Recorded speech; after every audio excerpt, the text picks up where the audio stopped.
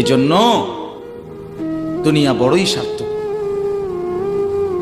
এটা রাক্ষস, শুধু গিলে খায়, তৃপ্ত হয় না, তৃপ্ত হয়। সেদিন আমি এক কোটিপতির বাড়িতে গেছি, অনেক বড় সম্পদশালীর বাড়িতে গিয়া তার বাসায় বাথরুমে গেছি।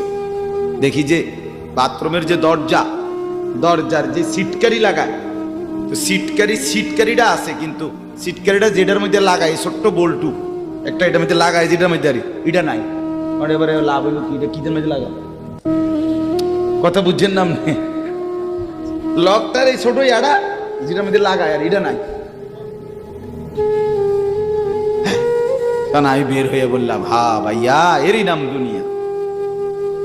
দুনিয়া এমন একটা না একটা থেকেই যায়, সব চাহিদা সব প্রয়োজন পূরণ হয় না, পূরণ হয়। আপনার লাশ যেদিন জানাজা হবে, সেদিনও আপনার ঘরের